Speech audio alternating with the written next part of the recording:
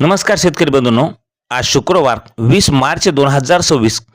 सध्या संपूर्ण महाराष्ट्रात हरभऱ्याला काय मिळत आहे बाजारभाव पहा मित्रांनो. वेळ न लावता लगेच आपल्या व्हिडिओच्या माध्यमातून. पण अजूनही चॅनलला सबस्क्राईब केलं नसेल तर चॅनलला सबस्क्राईब करा, जेणेकरून असे दररोजचे बाजारभावाचे व्हिडिओ आपल्याला पाहायला मिळतील. पहिली बाजार समिती आहे मित्रांनो देऊळगाव राजा. हरभऱ्याला आवक आली आहे 12 क्विंटलची. कमीत कमी दर मिळाला 5050 रुपये. सर्वसाधारण दर सुद्धा 5050 रुपये, तर जास्तीचा दर मिळाला 5175 रुपये. यानंतरची बाजार समिती आहे तळोदा. लोकल हरभऱ्याला आवक आली आहे 103 क्विंटलची. कमीत कमी दर मिळाला 5286 रुपये.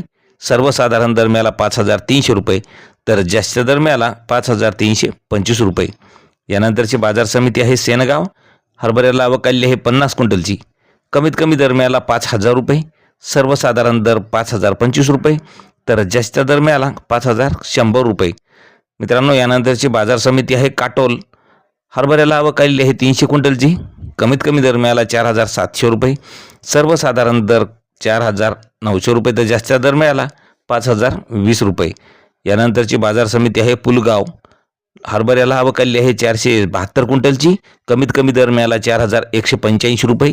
सर्वसाधारण दर मिळाला 4860 रुपये, तर जास्तीचा दर मिळाला 5030 रुपये.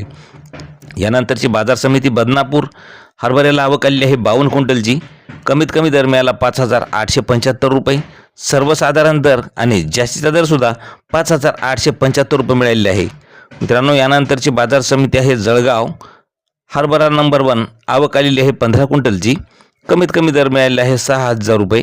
सर्वसाधारण दर आणि जास्तीचा दर सुद्धा 6000 रुपये मिळालेले आहे. यानंतरची बाजार समिती आहे गंगाखेड.